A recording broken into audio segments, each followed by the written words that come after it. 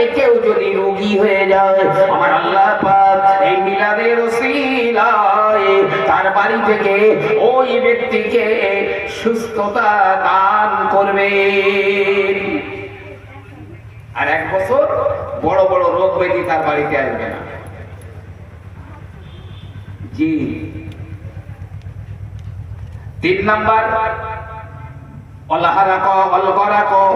আমার আল্লাহ পাক তার নবীর মিলাদ যদি আপনি পালন করেন, তাহলে ওই বাড়িতে আগামী 1 বছরের মধ্যে আগুন লাগবে না।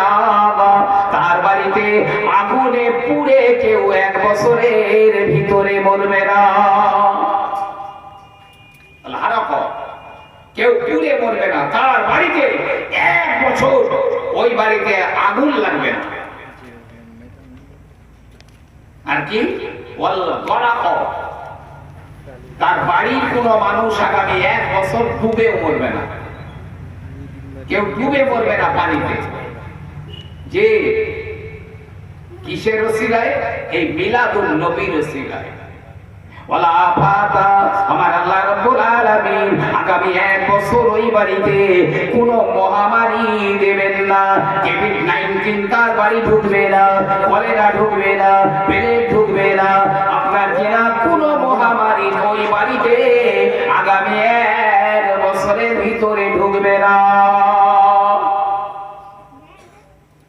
জি আমি কিন্তু কিতাব পড়ে ওয়াজ করছি, আমি কারোর ক্যাসেট শুনে কিন্তু ওয়াজ করছি না, মনে রাখবেন।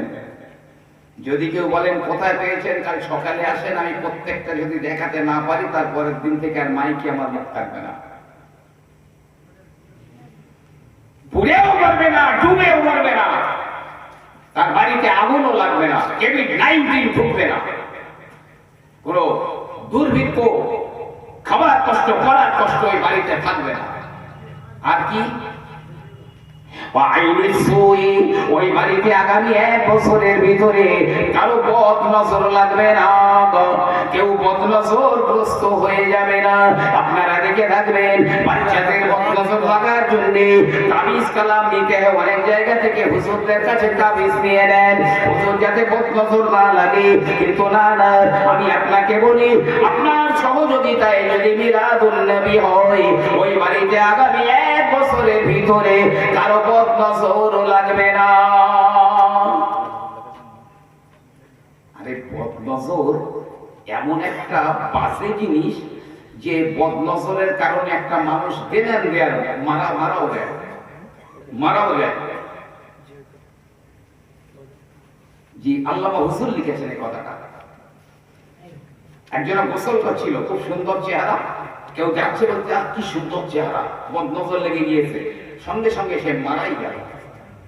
কিন্তু এই নবী দিবসের ওসিলায় তার বদ নজর লাগবে না। আর কি আগামী 1 বছরের ভিতরে তার বাড়িতে কোনো হিংসা ঢুকবে না, বাড়ির লোকেরা হিংসা করবে না, অপর লোকেরা হিংসা করবে না। তার বাড়িতে আগামী 1 বছরের ভিতরে কোনো কুকুজ থাকবে না, কেউ কুকুজ রাখবে না, কেউ তাদের সঙ্গে হিংসা করবে না। ওই বাড়িতে আগামী 1 বছরের ভিতরে চুরি আর ডাকাতি হবে না, চুরি হবে না, ডাকাতি হবে না। আগামী 1 বছর কোভিড-19 থেকে বাঁচবার জন্য আমরা কে না একদিনের জন্য হলেও মুখে মাস্ক বা গেঁজে পড়েছি যাতে না ঢোকে। বিশ্ব থমকে গিয়েছিল, পৃথিবী থমকে গিয়েছে কোভিড-19 জন্য। এখনো মানুষ আতঙ্কগ্রস্ত। এই কোভিড-19 ঢুকবে না, আর কি ঢুকবে না 1 বছরের মধ্যে। শুধু তাই নয়, আরো কিতাবের ভিতরে লেখা রয়েছে, কেউ যদি নবী দিবস পালন করে তাহলে এমনি করে ওর যখন মারা যাবে ওই বছরের ভিতরে যদি মারা যায়, তাহলে তার কবরে মুনকার আর নাকিরের সওয়ালের জবাবটা আমার আল্লাহ পাক আসান করে দেন। মুনকার নাকিরের সম্পর্কে নবী পাক হযরতে ওমরকে ডেকে বলছেন, ওমর যখন মানুষকে কবর দেওয়া হয় ইজা উকবিরাল মাইয়াতা আতানিল মালাকান, যখন মানুষকে কবর দেওয়া হয় তার কবরে দুটো ফেরেশতা আসে, মুনকার আর নাকির, চোখগুলো নীল বর্ণের, বিশাল বড় বড়, কালো চেহারা, বিকট চেহারা। নবী পাক বলেন ওমর, তাদের গলার স্বাভাবিক আওয়াজ হলো বজ্রপাতের মতো আওয়াজ, কিন্তু সাধারণ ভাষা মানে স্বাভাবিক ভাষায় তোমাকে জিজ্ঞাসা করবে না, ধমক দিয়ে জিজ্ঞাসা করবে। আমি স্বাভাবিকভাবে কথা বলছি, এই আওয়াজ একটা আলাদা, আর আমি যদি জোর করে ধমক দিয়ে বলি সেটা আলাদা। তাই স্বাভাবিক আওয়াজ যদি মাছ পড়ার মতন হয়, তাই ধমক দেওয়া আওয়াজটা কিরকম হবে? আর চোখের চাউনিটা হবে বিদ্যুতের মতো। সব তো দুমুটো মাটি চাপা দিয়ে বাড়ি চলে গেছে, কে খাওয়া দাওয়ায় ব্যস্ত, ওখানে আর কেউ নেই। জি হ্যাঁ, আল্লামা জালালউদ্দিন সুয়ুতি রহমাতুল্লাহ আলাইহি তার ওয়াসাইল ফি শারহি শামাইল এই কিতাবের মধ্যে লিখছেন, তার মুনকার নাকিরের সওয়ালের জবাবটাকে আমার আল্লাহ পাক আসান করে দেবেন, সহজ করে দেবেন।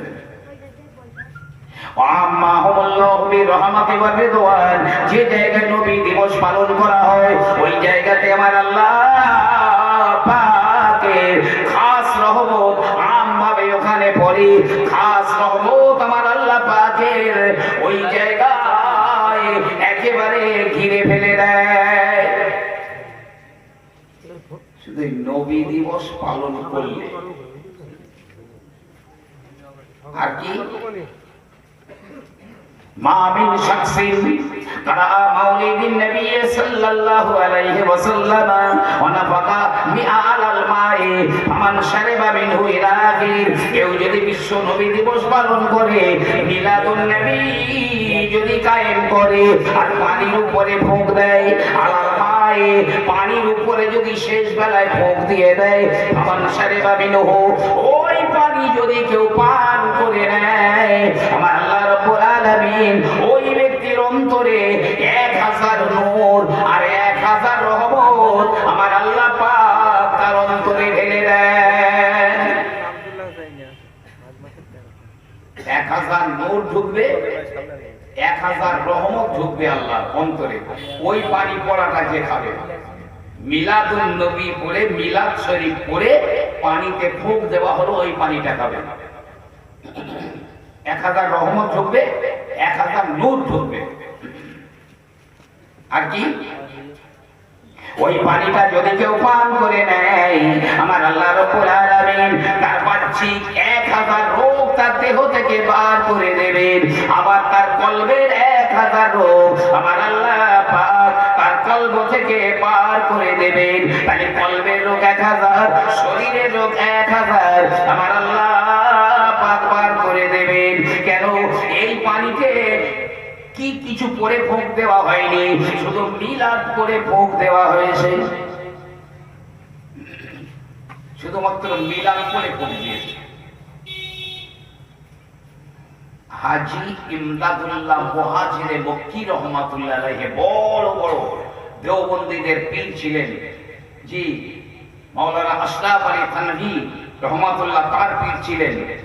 আমি আজকেরই দেখছিলাম তার হফতে মাসাইলের মধ্যে লিখছেন যে আমি প্রতি বছর এই নবী দিবস উপলক্ষে আমার বাড়িতে মিলাদ মুনাকিদ করি, মিলাদ করি বরকতের আশায়, এবং ওই মিলাদে আমি কিয়াম করি এবং আমি অত্যন্ত স্বাদ পাই, অত্যন্ত মজা পাই।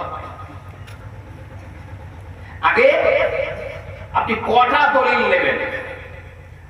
মদিনা শরীফে এবং মক্কা শরীফে দুটো জায়গাতেই এই নবী দিবস পালন হতো, ব্যাপকভাবে নবী দিবস পালন হতো, জৌলুসপূর্ণ মাহফিল হতো। কিন্তু যেহেতু এখন মক্কা মদিনাটা অন্য মতবাদের উপরে গিয়েছে, আপনি যদি এখন নবী পাকের রওজার দিকে এরকম দাঁড়িয়ে দেখেন, পুলিশ আপনাকে ঘুরিয়ে দেবে, ওদিকে দাঁড়িয়ে চেয়ে দাঁড়িয়ে থাকতে দেবে না। যদি এরকম আদবের সঙ্গে হাতে এরকম রাখেন নবীর রওজার দিকে ফিরে, তো একদম ডাইরেক্ট বলবে জালিকা সূরাতুল সালাহ, হালাতুস সালাহ, ওটা তো নামাজের হালত। ওইভাবে ওইদিকে দাঁড়িয়ে রয়েছে নবীর রওজার দিকে ফিরে। আপনি যদি দোয়া করেন নবীর রওজার দিকে ফিরে, আপনার ঘুরিয়ে কাবার দিকে করে দেবে। ইমামে আজম আবু হানিফা রহমাতুল্লাহ আলাইহিকে জিজ্ঞাসা করা হচ্ছে যে দোয়াটা নবী পাকের রওজার দিকে ফিরে করব, কবর শরীফের দিকে ফিরে, নাকি কাবার দিকে ফিরে করব? ইমামে আজম আবু হানিফা হুজুর বলছেন, আরে উনি তো হলেন কাবার কাবা, উনি তো কাবার কিবলা, তুমি স্বয়ং কাবার কিবলার দিকে ফিরে দোয়া করছো, কাবার দিকে ফেরার কি দরকার আছে? বলুন না সুবহানাল্লাহ। জি হ্যাঁ, নবী হলেন সবার ওসিলা। নবী পাকের ওসিলা দিয়ে দোয়া চাওয়ার দলিল আমি অন্তত পক্ষে 8 থেকে 10টা কিতাব পড়ে তার থেকে আমি আমার খাতায় নোট করে রেখেছি। বড় বড় দেওবন্দি হযরতরা তানারাও লিখেছেন নবী পাকের ওসিলা দিয়ে দোয়া চাওয়া যায়। ইমামে আজম আবু হানিফা হুজুর তিনি বলছেন উনি হলেন তোমাদের ওসিলা, তোমাদের বাবা আদমের ওসিলা, অতএব তার দিকে ফিরে দোয়া করো, কাবার দিকে ফিরে দোয়া করার কি প্রয়োজন আছে? আমাকে বলতেই হয় আপনাকে। ও আমার ভাই আব্দুল মুতালিব বলেন, যেদিন নবী মুহাম্মদুর রাসূলুল্লাহ সাল্লাল্লাহু আলাইহি ওয়াসাল্লাম তিনি যেদিন দুনিয়ার জমিনে তাশরীফ নিয়ে আসেন, ওই দিনে আব্দুল মুতালিব বলেন আমি কাবার হাতিমের ভিতরে শুয়েছিলাম, আমি কাবার হাতিমের ভিতরে ছিলাম, আমি দেখলাম খানায় কাবা ওই মাকামে ইব্রাহিমের দিকে ফিরে সাজদা করে দিল। মাকাম ইব্রাহিম মনে করেন বুঝবার জন্য বলছি, এই জায়গাটায় কাবা আছে, এখানে ঠিক ওই রকম কর্নারে এইরকম জায়গাটায় মাকামে ইব্রাহিম রয়েছে। আর এই মাকামে ইব্রাহিম একদম সোজাসুজি মা আমিনার ঘর। কাবা কত পাথরের তৈরি, জড় পদার্থ। আব্দুল মুত্তালিব বলছেন আমি দেখলাম কাবা সাজদা করে দিয়েছে মাকাম ইব্রাহিমের দিকে ফিরে। দ্যাট মিন্স কাবা মা আমিনার ঘরের দিকে ফিরে সাজদা করে দিয়েছে।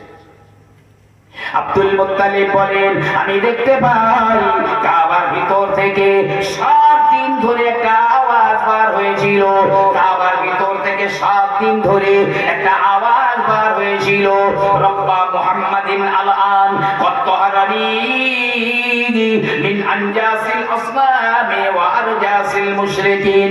মুহাম্মাদের রব এবারে আমাকে ভূত এবং মুশরিকদের নাপাকি থেকে পবিত্র করবেন। মক্কার গোটা মানুষেরা শুনেছিল কাবার ভিতর থেকে 7 দিন একাদিক্রমে 7 দিন আওয়াজটা বেরিয়েছিল, তবে কাবা কেন সাজদা করে দিল? মাকামে ইব্রাহিমের দিকে ফিরে, কাবা কেন আমিনার ঘরের দিকে ফিরে সাজদা করে দিল? আমি আপনাকে বলছি ও ভাইরা, মক্কা বিজয়ের দিনে আল্লাহ নবী যখন মক্কায় বীর বেশে ঢুকলেন, হযরতে বেলালকে বললেন ও বাবা বেলাল, কাবার ছাদের উপরে উঠে যাও। হযরতে বেলাল কাবার ছাদে উঠে গেলেন। নবী আবার বললেন বেলাল কাবার ছাদে এবারে আযান দিয়ে দাও। বেলাল আযান দিলেন না, চুপচাপ দাঁড়িয়ে রইলেন। নবী আবার কিছুক্ষণ পরে বলেন ও বাবা বেলাল আযান দাও। হযরতে বেলাল আযান দিলেন না, চুপ করে দাঁড়িয়ে রয়েছেন। ব্যাপার বেলাল তো এইরকম কোনোদিন করে না। আমার একটা কথা তো একবারের বেশি বলতে হয় না, তো আজকের 2বার বললাম বেলাল আযান দিচ্ছেন না। 3য়বারে নবী আবার বললেন এই বেলাল শুনতে পাচ্ছ না, আমি রাসূল বলছি আযান দাও। বেলাল তাড়াহুড়ো করে আমার নবী পাকের চেহারা মোবারকের দিকে ফিরে আযান দেওয়া শুরু করে দিয়েছে। আযান হয়ে গেল, আল্লাহর নবী বললেন ও বাবা বেলাল, তোমাকে তো এক কথা একাধিকবার বলতে হয় না, আজ আমার আযান দিতে 3বার কেন বলা লাগলো?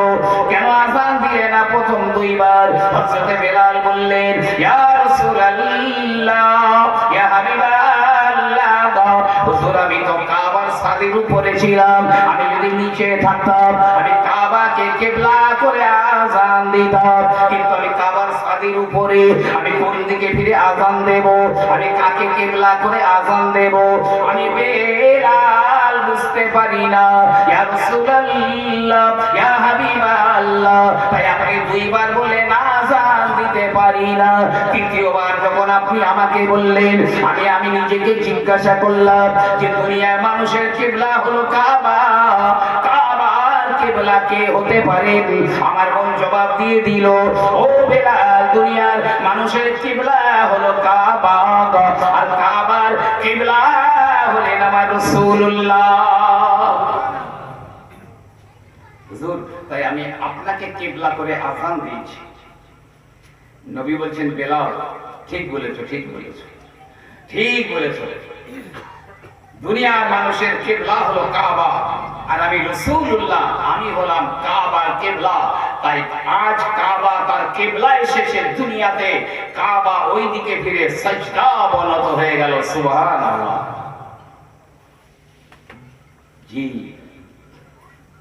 কাবা সাজদা দিয়েছিল।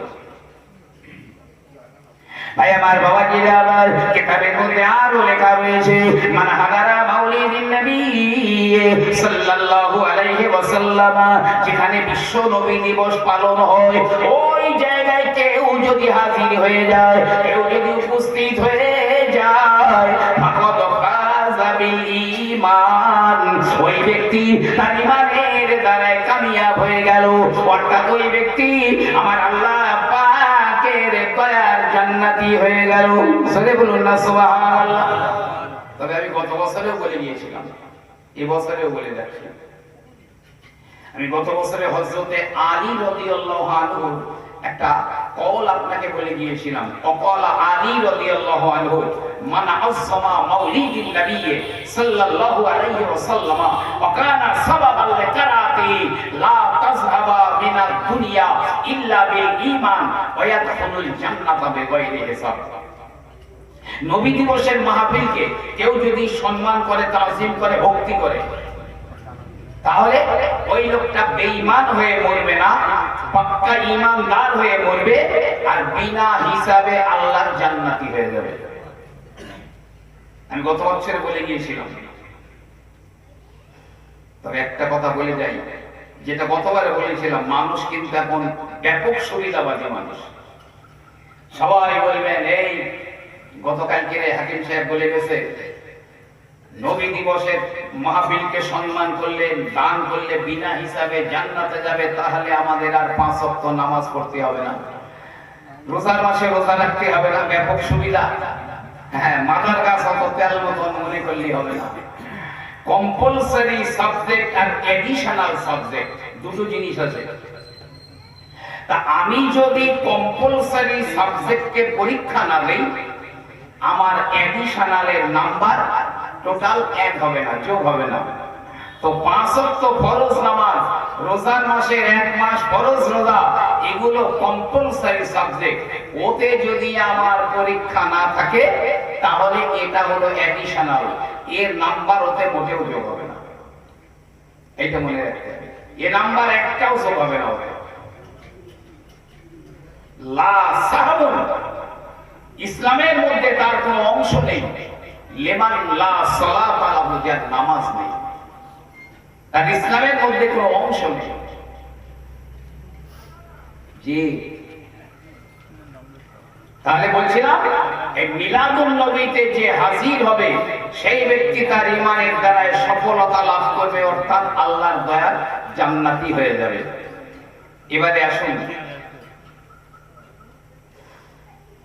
বিশ্বনবী সাল্লাল্লাহু আলাইহি ওয়াসাল্লাম,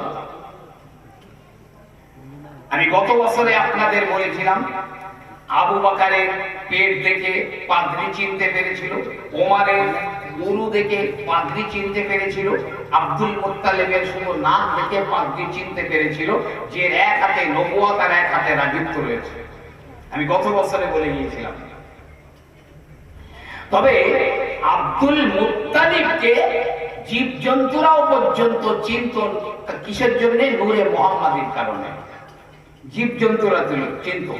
আল্লামা জালালউদ্দিন সুয়ুতি রাহমাতুল্লাহ আলাইহি, যিনি 10ম শতাব্দীর মুজাদ্দিদ ছিলেন, তিনি তার খাসাইসুল কুবরা প্রথম খণ্ডের মধ্যে লিখছেন, আব্রাহা বাদশা যখন নাকি কাবা ভাঙার সিদ্ধান্ত নিয়ে নিল, কাবা ভেঙে দেওয়া হবে, কাবা ভেঙে দেওয়ার সিদ্ধান্ত নিয়ে নিল, একটা ডেট হয়ে গেল, অমুক তারিখে কাবা ভেঙে দেওয়া হবে। তার এক সপ্তাহ আগে আব্রাহা বাদশা লোক সব সৈন্য সামন্তরা গোটা মক্কার জমিনটা লুটপাট করে নিয়ে গেল। আব্দুল মুতালিবের 100 উট তারা ধরে নিয়ে গেল। আপনি আরো কথাটা পাবেন তারিখে হাবিবে ইলা বলে একটা উর্দু বই রয়েছে, আপনি কথাটা পাবেন আপনার কিনা সিরাতে হালাবিয়ার মধ্যে পাবেন, এমনি করে বহু সিরাতের কিতাবে কথাটা রয়েছে। আব্দুল মুত্তালিবের 100 উট ধরে নিয়ে গেল। আব্দুল মুত্তালিব চিন্তা করেন, আমি তো কাবার ইমাম, আমি তো কাবার মুতাওয়াল্লি, গোটা বিশ্বের মানুষেরা আমি আব্দুল মুত্তালিবকে সম্মান করে, আমি যদি বাদশা আব্রাহার কাছে যাই, আমার খাতিরে হয়তোবা তিনি আমার 100 উটকে ফিরিয়ে দেবেন। গিয়েছিলেন আব্দুল মুত্তালিব যাচ্ছেন।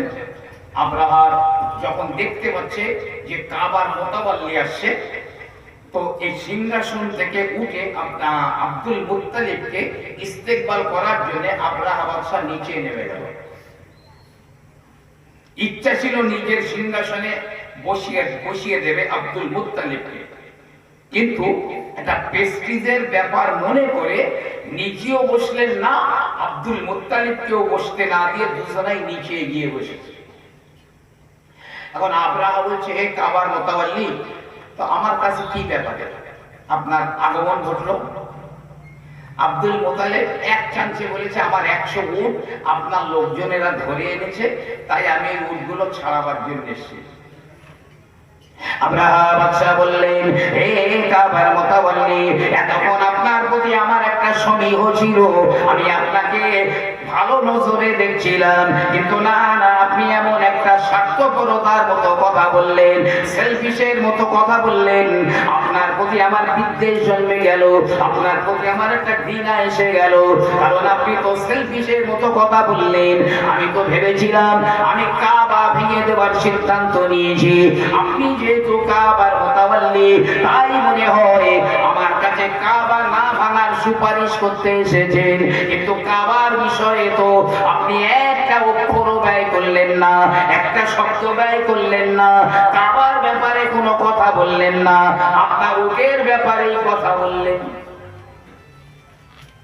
আব্দুল মুত্তালিব বললেন, বাদশা, উটের মালিক হলাম আমি, কিন্তু কাবার মালিক আমি না। কাবার একজন মালিক আছেন, আমি কাবার মালিক নই। তো কাবা থাকবে না কাবা ভাঙবে, ওটা কাবার মালিকের দায়িত্ব, আমার দায়িত্ব নয়।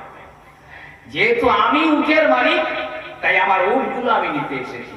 বাদশা বলল, ঠিক আছে, উট নিয়ে যান, আপনার উট নিয়ে যান, 100 উট নিয়ে যান, তবে যাবার আগে ওই হাতিটা একটু দেখে যান না, আমি যে হাতিটা দিয়ে কাবা ভাঙবো, সাদা রঙের হাতি, দুর্ধর্ষ একটা হাতি, ওই হাতিটা দেখে যান।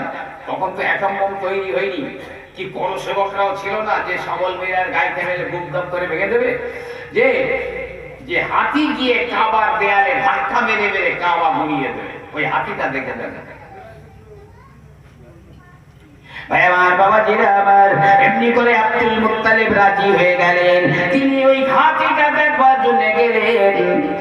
আব্রাহা বাদশা তিনিও নিয়ে গেলেন, কিন্তু ওই হাতিটা আব্দুল মুত্তালিবের পেশানির দিকে, আব্দুল মুত্তালিবের কপালের দিকে তাকিয়ে সুরখানা উঁচু করে দিয়ে হাতি মাথাটা মাটিতে ঠেকিয়ে সাজদাবনত অবস্থাতে বলে, এ আব্দুল মুত্তালিব, আপনার কপালে যে নবী রয়েছে, আপনার কপালে যে রাসূল রয়েছে, আমি ওই নবীকে জানাই হাজারে হাজারে সালাম। নবীকে চিনতো, এটা তো কথা, কিন্তু আব্দুল মুত্তালিবের কাছে যে ওই নবুয়ত ছিল বা এসেছে, এটা হাতিরা জানতো, তাই হাতি মাথা নিচু করে সাজদাবনত হয়ে আমার নবী পাককে সালাম করেছে। শুধু মানুষ বড় নেমো খারাপ, জি মানুষ বড় নেমো খারাপ। এখনকার দিনে যদি প্রায় অনেক সবার কথা বলছি না, অধিকাংশ যুবকরা কোনো নায়ক আসলে, নায়িকা আসলে, খেলার প্লেয়ার আসলে, ড্যান্স হাঙ্গামা হলে কি পরিমাণ হোল হত্যা করে এলাকায়, সবাইকে খুঁজে পাওয়া যায় না, সেখানে যায়। কিন্তু আমার নবী পাককে দেখার ইচ্ছা কখনো হয়েছে যে আমার নবীকে একবার দেখবো, যে নবী এখনো পর্যন্ত কান্নাকাটি করছেন জীবিত অবস্থায়। তো অনেকে আবার বলেন কি জানেন, নবী কবরে জিন্দা নেই, হায়াতে নেই। আল্লাহ ওদের হেদায়েত দান করুক, ওদের কপাল ফাটা ওরা। যে বড় বড় দেওবন্দি হযরতদের কিতাব থেকে আমি একদম নোট করে রেখেছি, নবী পাক এইরকম স্বাভাবিক জীবনের মতো সশরীরে কবর শরীফে জিন্দা এবং সশরীরে পৃথিবীর যে কোনো জায়গায় নবী পাক যেতে পারেন, এই ক্ষমতা আমার আল্লাহ পাক নবী পাককে দিয়েছেন। এমনকি হযরত মাওলানা সাব্বির আহমদ ওসমানী সাহেব, তিনি দেওবন্দির একজন বড় হযরত, তিনি তার কিতাবে লিখছেন আল্লাহ পাক ওলি আউলিয়াদের ক্ষমতা দিয়েছেন, যে কোনো সময় পৃথিবীর যে কোনো প্রান্তে তারাও হাজির হতে পারেন। সুবহানাল্লাহ। এই দেখেন না, নবী পাকের দেখার জন্য জীবজন্তুরা কত আশেক হয়েছিল। আমি তার একটা ঘটনা বলি। খসাইসুল কুবরার মধ্যে আল্লামা জালালউদ্দিন সৈয়দী রাহমাতুল্লাহ আলাইহি লিখছেন, আমি মা হালিমার ঘরে, মা হালিমা সাদিয়ার ঘরে আমার নবী যখন যান, মা হালিমা সাদিয়া আমার নবীকে বুকে তুলে নিয়ে যখন বাড়িতে আসবেন, মা হালিমা সাদিয়ার কাঁধিটা খানায়ে কাবার সামনে তিনবার সাজদা করে দিয়ে ঊর্ধ্বশ্বাসে ছুটে চলে। মা হালিমা বর্ণনা করেন, রাস্তার ধারে উট চড়ে, দম্বা চড়ে, বকরিগুলো চড়ে, রাস্তার ধারে যত জীবজন্তুরা ছিল সবাই আমাদের দিকে তাকিয়ে রয়েছে। সবাই বলে হালিমা হালিমা, তুমি তো শুধু হালিমা নও, তুমি হালিমা সাদিয়া, মানে তুমি ভাগ্যবতী হালিমা হয়ে গেলে। তোমার বুকে কে আছে জানো, তোমার কোলে কে আছে জানো? উনি হলেন সাইয়্যিদুল মুরসালিন, শাফিউল মুজনিবিন, রাসূলুর রাব্বিল আলামিন। হালিমা বড় অবাক হয়ে যায়। বকরিগুলো, ছাগলগুলো, দুম্বাগুলো, উটগুলো এমন করে তাকিয়ে থাকে। ও ভাইরা, আমার নবী পাক হালিমা সাদিয়ার বাড়িতে গেলেন। একদিন হালিমার মেয়ে অথবা ছেলে, হালিমার মেয়ে ছোট মেয়েটা নাম হলো সাইমা বা সীমা। এই সীমা একদিন দৌড়ে দৌড়ে বাড়ি চলে এলো। আম্মা জানকে বলে, ও আম্মা জি, সর্বনাশ হয়ে গেছে আম্মা, আমার পাল থেকে, আমাদের ছাগলের পাল থেকে একটা বকরি বাঘে নিয়ে পালিয়েছে। তবে অন্য কোনো বকরি নিয়ে গেলে আমার কষ্ট হতো না, তবে যে বকরিটাকে আমার মক্কার ভাই মুহাম্মদ বড় আদর করতেন, গায়ে হাত বুলিয়ে দিতেন, ছাগলটাকে কাছে টেনে আদর করতেন, ওই ছাগলটাকে বাঘে নিয়ে যায়। মা হালিমা সাদিয়ার চোখে পড়ে পানি জমে যায়। আহা, ওরে বাঘ আমার অন্য কোনো ছাগল নিয়ে গেলে কষ্ট হতো না, যে আমার মুহাম্মাদের ওসিলায় আমার বাড়ি আল্লাহ রহমতের দরজা খুলে দিয়েছেন, আমাকে ওঠেল দিয়েছেন আল্লাহ রাব্বুল আলামিন। এই শিশুর ওসিলা করে আমি হালিমাকে সাদিয়া বানিয়ে দিয়েছেন। ওই বাঘ ওই ছাগলটাকে না নিয়ে অন্য ছাগল নিয়ে গেলে আমার কোনো দুঃখ হতো না। কিন্তু আমার বেটা মুহাম্মদ যে ছাগলটাকে ভালোবাসে, ভক্তি করে, আদর করে, সেইটাই নিয়ে গেল। আমার নবী পাকেরও মনটাও খারাপ। তো বলছে, আম্মা আপনি যদি বলেন আমি একটু ওই পাহাড়ি জঙ্গলে গিয়ে ছাগলটাকে একটু খুঁজে দেখে আসি, পাওয়া যায় কিনা। হালিমা বলছে, বাবা পাহাড়ি ওই জঙ্গলে হিংস্র জীবজন্তু রয়েছে, খবরদার তুমি যেন ওখানে যেও না বাবা। কিন্তু নবী পাক বারে বারে বলছেন, না মা আমাকে একটু বলেন, আমি একটু যাই। হালিমা বলছেন, তাহলে বাবা তোমাকে একা যেতে দেব না, আমিও সঙ্গে যাব।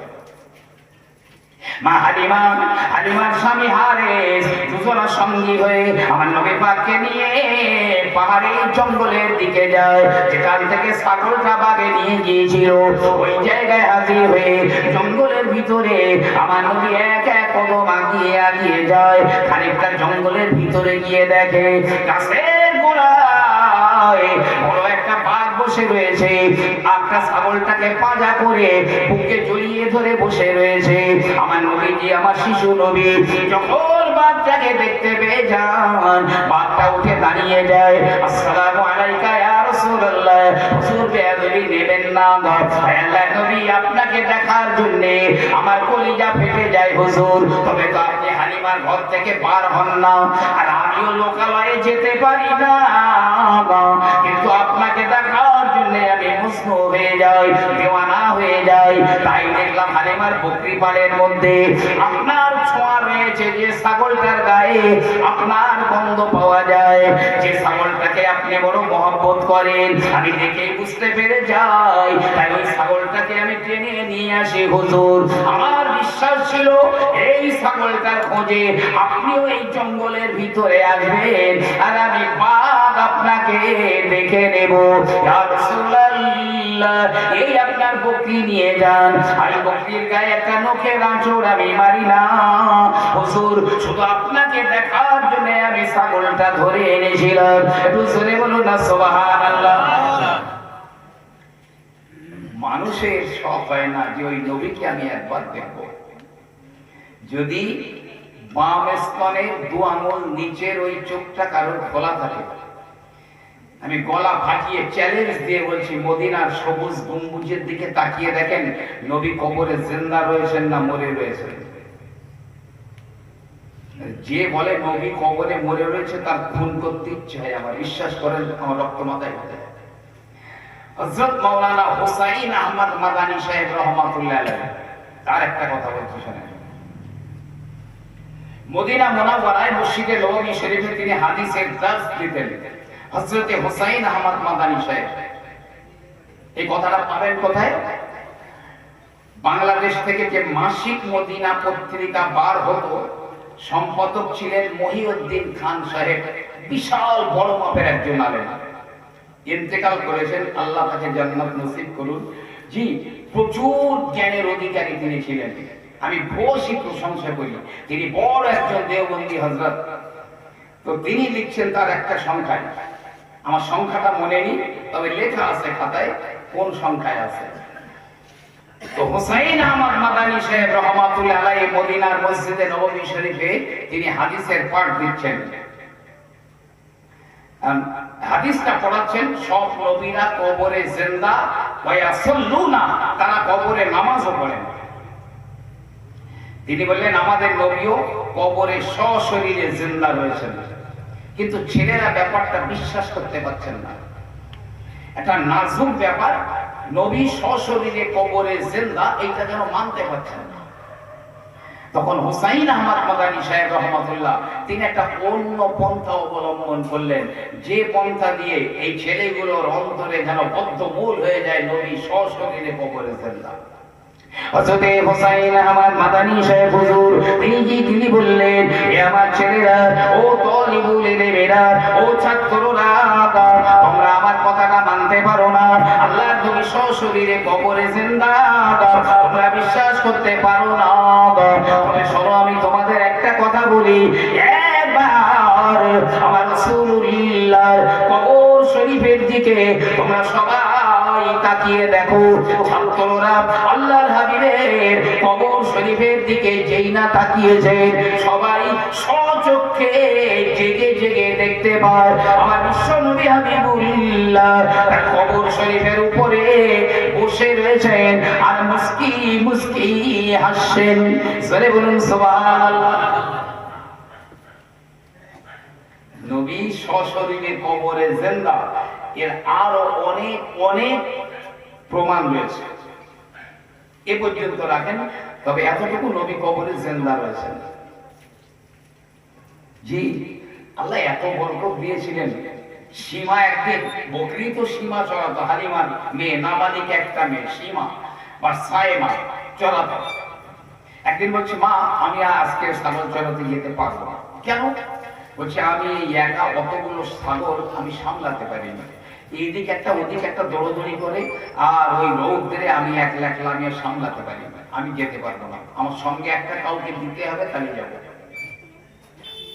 আর এবার বলছে, বাড়ি তো আর কেউ নেই, তা তোর সঙ্গে কাকে পাঠাবো, তুই যা ছাগলগুলো বকরিগুলো নিয়ে যা। কিন্তু সীমা বারে বারে বলছে, না মা, আমার সঙ্গে কাউকে না দিলে আমি আর যেতে পারবো না। তা বলছে, কাকে দেবো তাহলে? কেউ তো নেই। বলছে, আমার এই ছোট ভাই মোহাম্মদকে দিন, তাহলে আমি যাবো। হালিমা বলছে, তুই একটা পাগলের মতো কথা বলি, তুই ছাগল সামলাতে পারিস নি একা, তা যদি এই বাচ্চা মোহাম্মদকে নিয়ে যাস, তা ছাগল সামলাবি না বকরি সামলাবি, এই বাচ্চা সামলাবি? তো দুটো সামলানোর ব্যাপার থাকবে, বাচ্চা সামলানো আবার একটা ছাগল সামলানো। কিন্তু সাইমা বলছে, আম্মা আমি যদি আমার ভাই মোহাম্মদকে নিয়ে যাই তবে ছাগল সামলাতে পারবো না, আর যদি না নিয়ে যাই তাহলে সামলাতে পারবো না। তো বলছে, কি ব্যাপারটা খুলে বলবি? সীমা বলে, আম্মা জান, একদিন আমি আমার ভাই মোহাম্মদকে, ওই শিশু মোহাম্মদকে আমি নিয়ে গিয়েছিলাম, বকরি চড়াতে নিয়ে গিয়েছিলাম।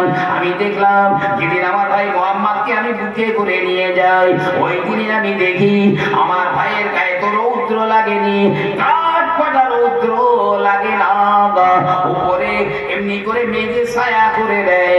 শুধু তাই নয়, ওই দিনে ছাগলগুলো করে খাওয়া দাওয়া করে সব এক জায়গায় বসে বসে আমার ভাই এই মোহাম্মদের চেহারার দিকে ফিরে আছে।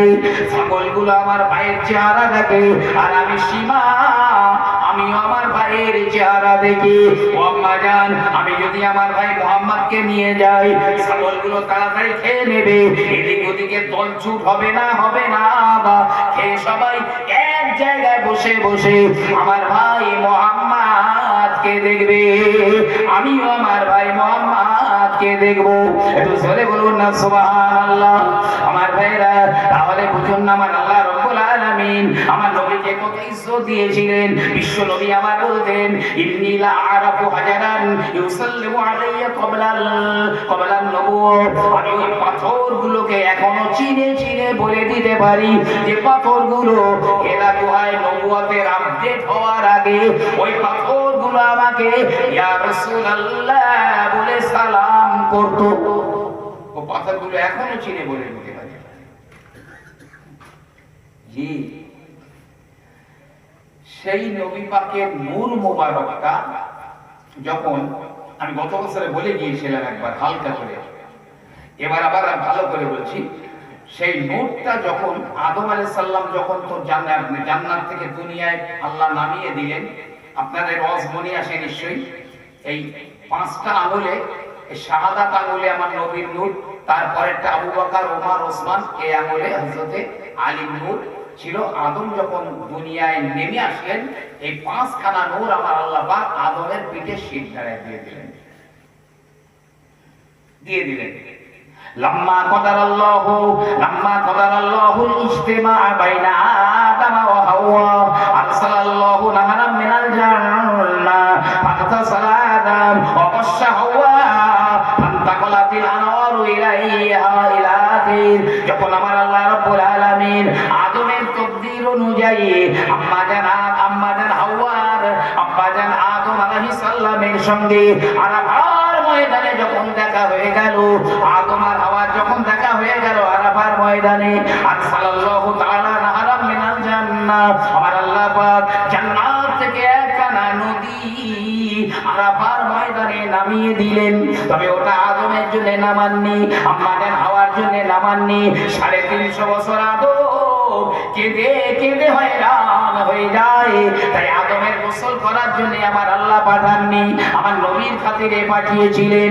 যেখানে পাহাড়, যেখানে বাড়ি আর মরুভূমি, নদীর কল্পনা করা যায় না, আরাফার ময়দানে পানি নাই, অথচ আমার আল্লাহ পাক আদম থেকে দূরে মুহাম্মাদকে ট্রান্সফার করবেন, আমার আম্মাজান হাওয়ার গর্ভে পাঠিয়ে দেবেন। তাই আল্লাহ জান্নাত থেকে একটা নদী নামিয়ে দিলেন।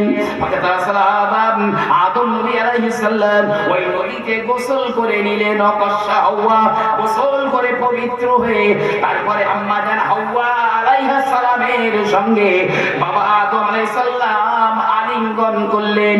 ফান্তাকালাতিল আনওয়ারু ইলাইহা, নূরে মুহাম্মাদি সহ ওই বাকি চার খলিফা নূর আদম থেকে আম্মা জান হাওয়া আলাইহিস সালামের গর্ভে চলে যায়। সাধারণভাবে আদম থেকে নূরটাকে আল্লাহ হাওয়ার গর্ভে আনেননি।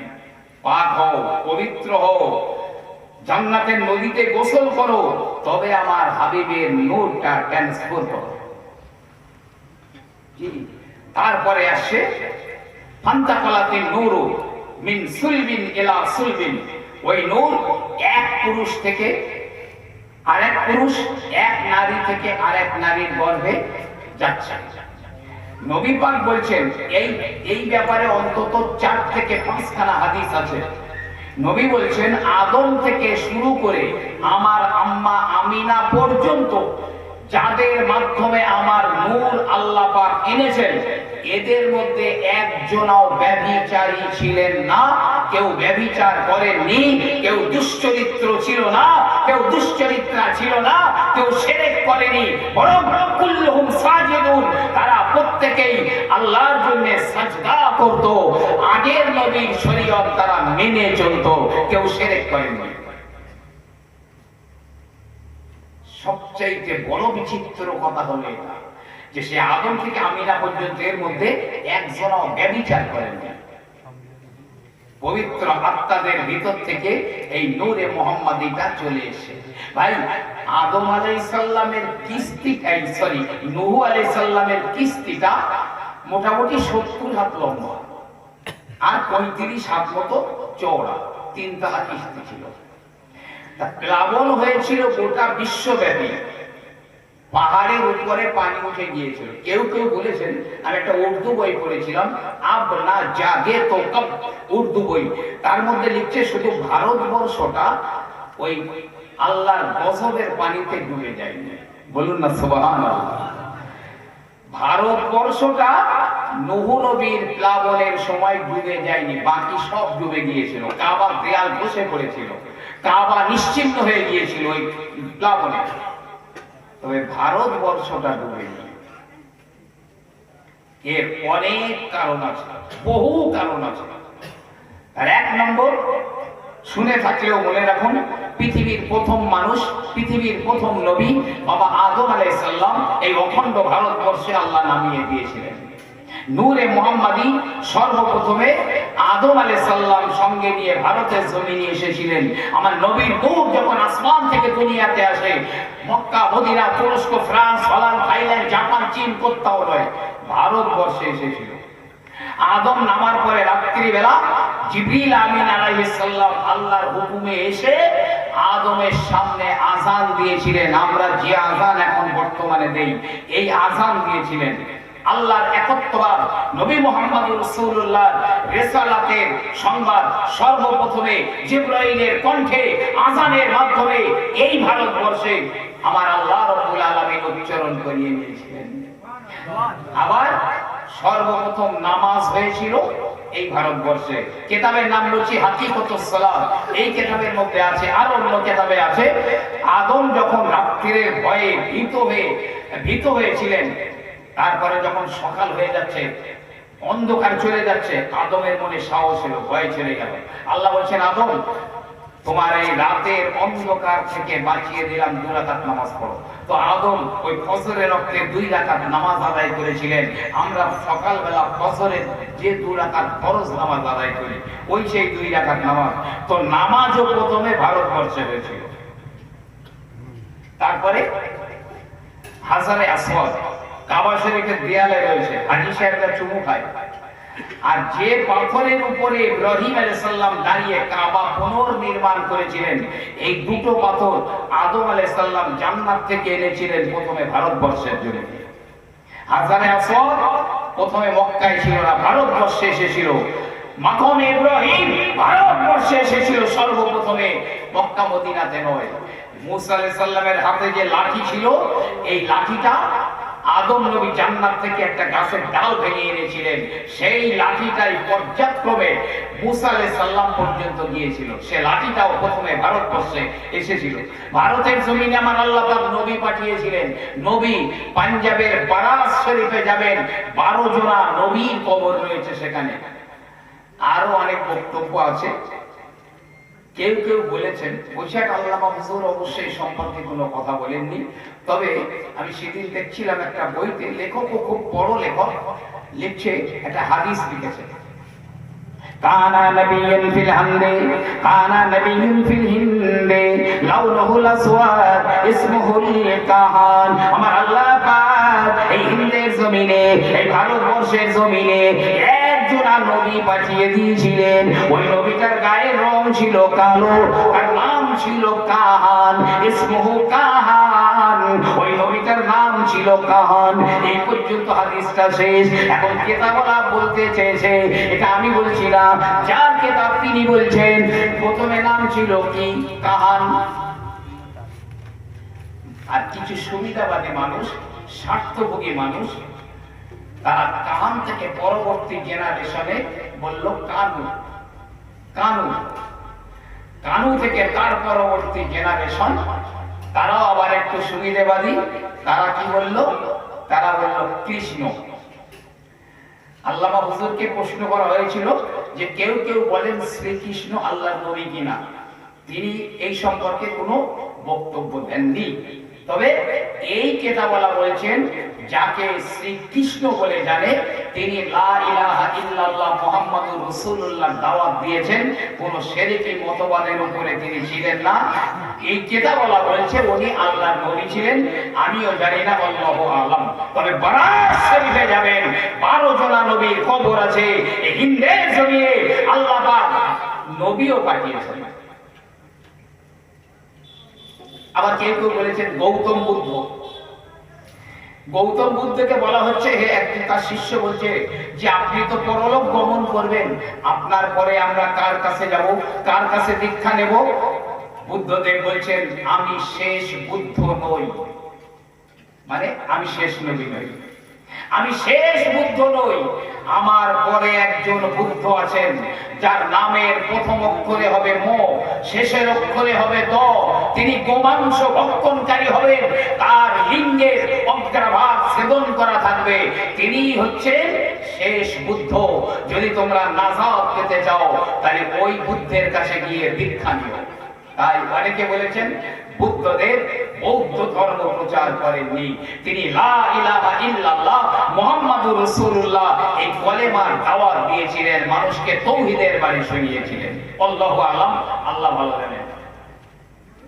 আমি বলতে চাইছিলাম ভারতবর্ষের জমিনটা নূহ নবীর প্লাবনে ডুবে যায়নি।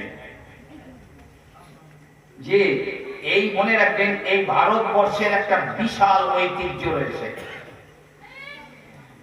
যেখানে প্রথম নবী, প্রথম মানুষ নেমেছে, প্রথম আযান হয়েছে, প্রথম নামাজ হয়েছে, প্রথমে নূরে মুহাম্মাদি এসেছে, হাজারে আসওয়াদ এসেছে, মাকামে ইব্রাহিম এসেছে, মুসা নবীর লাঠি এসেছে। সেই দেশটাকে আমার আল্লাহ রাব্বুল আলামিন জলাঞ্জলিতে দিতে দেবেন না, খানে খারাপে দেবেন না। ভারতবর্ষের মুসলমানদের আল্লাহ পাক ধ্বংস হতে দেবেন না। শুধু তাই নয়, আমার নবী পাক তিনিও বলতেন আমার বড় ইচ্ছা হয় আমি নবী একবার ভারতবর্ষের জমিনে যাব, আমি হিন্দের জমিনে যাব, আমি ওই দেশ থেকে ইসলামের গন্ধ পাচ্ছি, আমার মহব্বতের গন্ধ পাচ্ছি, আমার নূর মোবারক আল্লাহ যে দেশে পাঠিয়েছিলেন আমি একবার ওই দেশটাকে আমি দেখতে চাই। তবে বিদায় হজের দিনে যেদিন কোরআনের আয়াত নাযিল হয়ে গেল, আল ইয়াউমা আকমালতু লাকুম দীনাকুম ওয়া আতমামতু আলাইকুম নি'মাতি ওয়া রাদিতু বিল্লাহি ইসলামে ওয়া রাদিতু লাকুমুল ইসলাম দীনা, এই আয়াত যখন নাযিল হয়ে গেল ভারতবর্ষে আসবার প্রয়োজন নবীর হারিয়ে গিয়েছিল, আসতে পারেনি, খুব ইচ্ছা ছিল আসবার। তবে নূহ নবী ভারতবর্ষে এসেছেন, ঈসা নবী ভারতবর্ষে এসেছেন, জি এসেছেন। নবীর ইন্তেকালের পরে অনেক অনেক অনেক অনেক পরে বাগদাদ শরীফে নবী পাকের একটা আওলাদ ছিল, আওলাদে নবী। তার কাছে আমার নবী পাকের কয়েকটা চুল মোবারক ছিল, দাড়ি মোবারকের চুল। নবী পাক যখন মাথা আঁচড়াতেন, দাড়ি আঁচড়াতেন, যে চুলগুলো উঠে যেত, সাহাবায়ে কেরামরা ভাগাভাগি করে নিতেন খাবার দোকান। অনেকে নবী পাক যখন থুতু ফেলতেন, তারা থুতুগুলো ধরে নিয়ে গায়ে মাখতেন, এত সেন্ট, এত সুগন্ধ, মিস্ক আম্বার আর মেরে দিত।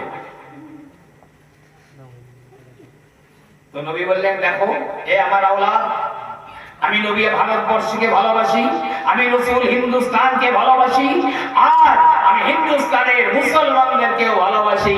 তবে আমার একটা কথা, আমি চেয়েছিলাম ভারতবর্ষে যেতে, আমি যেতে পারিনি। তবে আমি ভারতবর্ষের মুসলমানদের জন্য অন্তত একটা নজরানা পাঠিয়ে দিতে চাই, একটা নজরানা পাঠিয়ে দিতে চাই। কি দিলেন? বলছে, তোমার কাছে আমার যে কটা কেশ রয়েছে, দাড়ি মোবারকের কেশ, এই কেশগুলো যাও ভারতবর্ষের জমিনে রেখে এসো, আমি এটা ভারতবর্ষের মুসলমানদের জন্য উপহার দিলাম। জোরে বলবেন সুবহানাল্লাহ। মনে রাখবেন,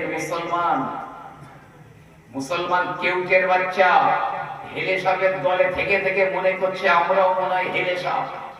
মুসলমান বাঘের সিংহের বাচ্চা ছাগলের দলে থেকে থেকে মনে করছে আমি মনে হয় ছাগলের বাচ্চা। আয়নায় চেহারা দেখো তোমার, তুমি সিংহের বাচ্চা, তুমি ছাগলের বাচ্চা নও।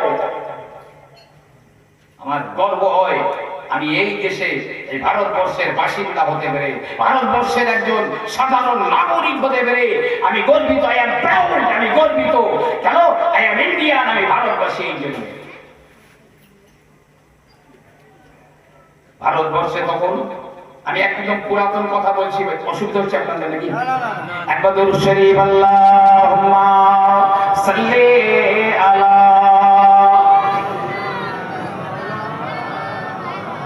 ওয়া আলা আলি সাইয়্যিদিনা।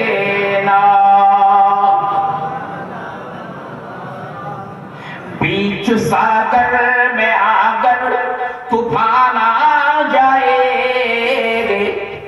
बीच सागर में आगर तूफान आ जाए, और दीन हक का सफीना जो मोहम्मद ने लाया है, डूब सकता नहीं है सफीना मेरा, सफीने में मौजूद है। अल्लाहुम्मा सल्ले अला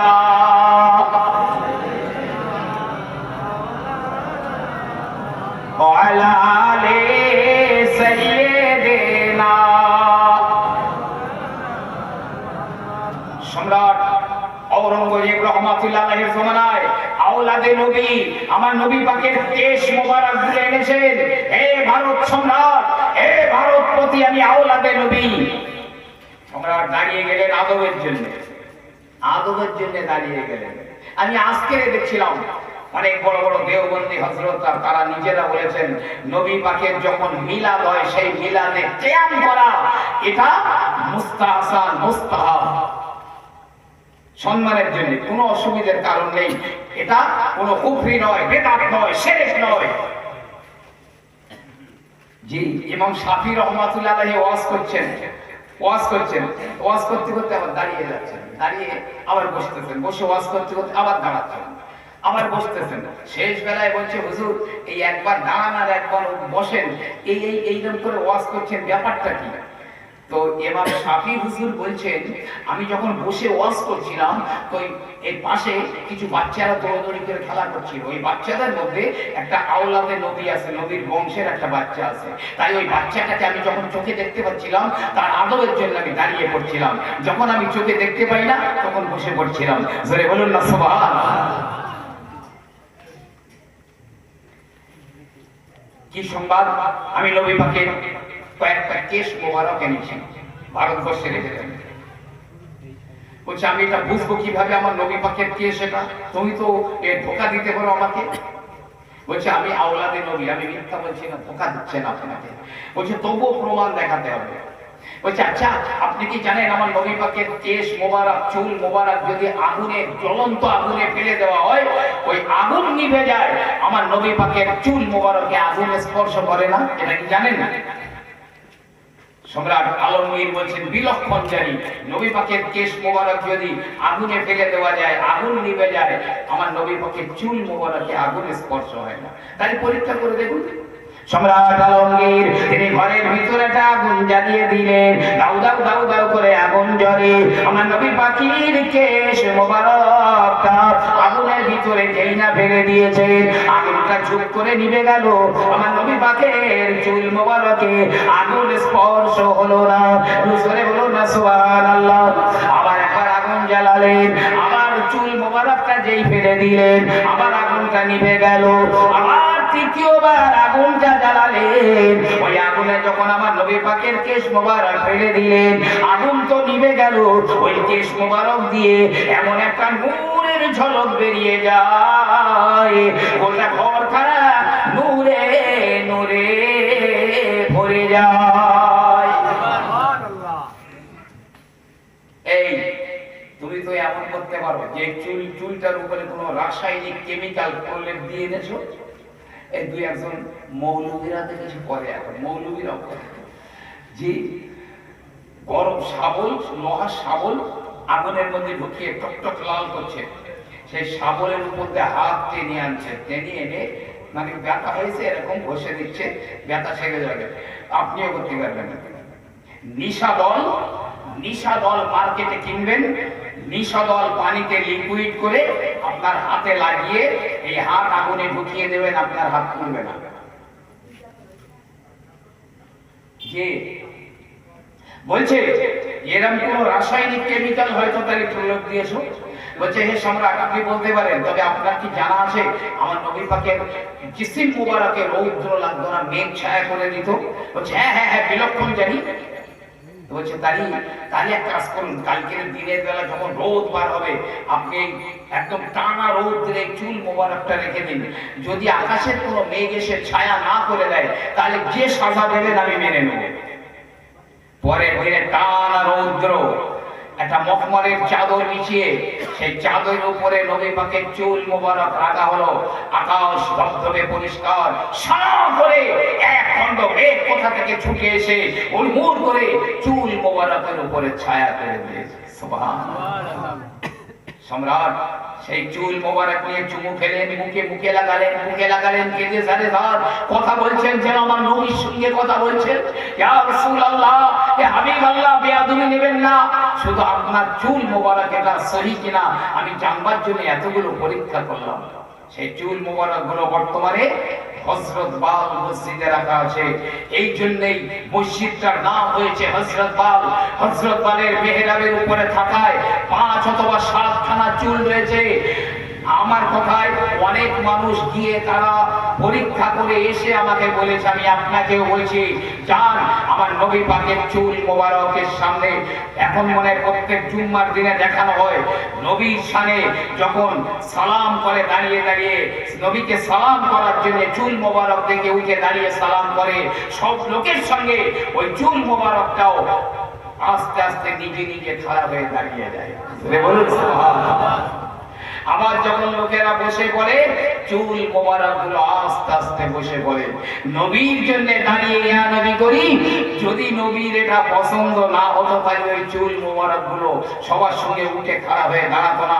যান হযরত বাল মসজিদে দেখে আসবেন, আজ পর্যন্ত কত বোমা, কত গ্রেনেড, কত স্টেনগান ওই হযরত বাল মসজিদের মধ্যে নিক্ষেপ করেছে, এখনো কোনো বোমা, কোনো গুলি ওই মসজিদের মধ্যে বাস্ত হয়নি। এই ভারতবর্ষের একটা বড় আহমিয়াত রয়েছে, যারা বাঁচবেন আগামী দিনে দেখবেন, যারা বাঁচবেন আগামী দিনে দেখবেন ও দিন বহুত করিব হ্যায়, ওই দিনটা খুব কাছাকাছি, যেদিন প্রতিটা ঘরে ঘরে চর্চা হবে লা ইলাহা ইল্লাল্লাহ মুহাম্মাদুর রাসূলুল্লাহ, এক প্রান্ত থেকে আরেক প্রান্ত পর্যন্ত। জোরে বলুন সুবহানাল্লাহ। তাই নূহ নবীর প্লাবনের পানিতে ভারতবর্ষ ডুবে যায়নি, নবী এই দেশের মুসলমানদের জন্য নজরানা পাঠিয়ে দিয়েছেন, এখনো আছে ভারতবর্ষে। তো নূহ নবীর ওই কিস্তিটা ডুবে যায়নি কেন? ওই তো 70 হাত আর 35 হাত, 3 তালা প্লাবন তো বিশ্বব্যাপী। কিতাবের মধ্যে লেখা আছে ওই সময় বিশ্বনবী হাবিবুল্লাহ নূর মোবারক খানা, নূরে মুহাম্মাদি খানা বাবা নূহ আলাইহিস সালামের পেশানিতে ছিল। এই কারণে আমার আল্লাহ পাক নূহ নবী আলাইহিস সালামের ওই কপালে নূরে মুহাম্মাদি ছিল। ওই নূরে মুহাম্মাদির ওসিলায় নূহ নবীর কিস্তিটা ডুবে যায়নি। ইব্রাহিম নবী আলাইহিস সালামকে নমরুদ বাহিনীরা আগুনে ফেলে দিয়েছিল। ও আমার ভাইরা, কেন আমার আল্লাহ পাক ওই আগুনকে ঠান্ডা হতে বলেছিলেন? ইয়া নারু কুনি বারদা ওয়া সালামান আলা ইব্রাহিম কেন বলেছিলেন? ইব্রাহিম নবী ওই আগুনে কেন পুড়ে যাননি? আগুনটা এত বিশাল ছিল, এত তীব্র ছিল, আগুনের ধারে গিয়ে ইব্রাহিম নবীকে ফেলে দিতে পারেনি। বাঁশের চড়ক তৈরি করে চড়কের এক প্রান্তে নবী ইব্রাহিমকে বেঁধে বাঁশ ঘুরিয়ে ইব্রাহিম নবীকে আগুনে ফেলা হয়েছিল। ইব্রাহিম নবী যেন আগুনে পুড়ে যায়নি। কিতাবের মধ্যে বলছে ওই সময় নূরে মুহাম্মাদিটা নবী ইব্রাহিম আলাইহিস সালামের পেশানিতে ছিল। ওই নূরে মুহাম্মাদির ওসিলায় ইব্রাহিম নবী আগুনে পুড়ে যাননি। ইসমাঈল আলাইহিস সালাম তার গলায় তার আব্বা ইব্রাহিম আলাইহিস সালাম ছুরি চালিয়েছিলেন, হাত বাঁধা, পা বাঁধা। ইব্রাহিম নবী আলাইহিস সালামের চোখে পটি বাঁধা, ছুরি চালাচ্ছেন, বারবার বারবার কাটছেন। রেগে গিয়ে ছুরিটা ছুঁড়ে ফেলে দিয়েছে। ছুরিটা একটা পাথরের মধ্যে গিয়ে বিঁধে গেল, এত ধার ছিল, কিন্তু ইসমাঈলের গলা কেন কাটেনি? তখন ইব্রাহিম আলাইহিস সালাম থেকে নূরে মুহাম্মাদি অটোমেটিক চলে এসেছে ইসমাঈল আলাইহিস সালামের কাছে। তখন নূরে মুহাম্মাদি ইসমাঈল আলাইহিস সালামের কাছে যেহেতু তখন নূরে মুহাম্মাদি ছিল, এই কারণে আমার আল্লাহ রাব্বুল আলামিন ইসমাঈল নবীকে জবাই হতে দেননি। এই ভারতবর্ষের মুসলমানেরা যদি সেই নবীর সুন্নাত আর মহব্বত আমার আপনার দিয়ে থাকে, তাহলে মনে রাখুন আমার আল্লাহ রাব্বুল আলামিন এই মানুষগুলোকে বেইজ্জতি হতে দেবেন না, দেবেন না, দেবেন না, দেবেন না। মুসা নবীকে আল্লাহ কিতাব দিতেন না, দাউদ নবীকে আল্লাহ কিতাব দিতেন না, ঈসা নবীকে ইনজিল দিতেন না, যদি না আমার নবীর উপরে তারা ঈমান না আনতেন। আল্লাহ বলেছিলেন, মুসা আমার নবীর উপরে ঈমান আনো, ঈমান আনো, তোমাকে কিতাব দেব। মুসা নবী বলেছেন লা ইলাহা ইল্লাল্লাহ মুহাম্মাদুর রাসূলুল্লাহ। 1 বা 2,24,000 পয়গম্বর বা যত নবী রাসূল পয়গম্বর এসেছেন, এমন এক জোড়াও নেই যিনি আমার নবীর নামে কলেমা পড়ে ঈমান আনেননি লা ইলাহা ইল্লাল্লাহ মুহাম্মাদুর রাসূলুল্লাহ। ডাইরেক্ট আমার আল্লাহ পাক ঈসা নবীকে ওহী করেছিলেন। ওয়াল্লাহু ইলা ঈসা আন আমিন বি মুহাম্মাদিন ওয়া আমর উম্মাতাকা আন আমিনু বিহি। আল্লাহ পাক ঈসা নবীকে ওহী করে দিলেন, ঈসা আমার নবী মুহাম্মাদের উপরে ঈমান আনো, তোমার উম্মতগুলোকে বলে দাও তারাও যেন আমার নবী মুহাম্মাদের উপরে ঈমান নিয়ে আসে। ঈসা নবী কলেমা পড়েছিলেন, আমার নবীর কলেমা পড়েছিলেন, তার উম্মতেরা আমার নবী পাকের কলেমা পড়েছিলেন। জি, হাতি সাজদা করলো, কাবা সাজদা করলো। হযরত আব্বাস রাদিয়াল্লাহু তাআলা আনহু তিনি বলছেন, ইয়া রাসূলুল্লাহ, আমি আপনার উপরে এমনিতেই ঈমান আনিনি, আপনার ছেলেবেলার একটা ব্যাপার দেখে আমি আপনার উপরে ঈমান এনেছি। নবী বলছেন, চাচা সেই জিনিসটা কি? বলছে, আমি দেখতাম এই হযরত আব্বাস রাদিয়াল্লাহু আনহু আর নবী এমনি চাচা ভাই করে সম্পর্ক হলেও এর দুধ ভাই ছিলেন, দুধ ভাই ছিলেন, দুধের সম্পর্ক ছিল। তো বলছে আমি দেখতাম আপনি যখন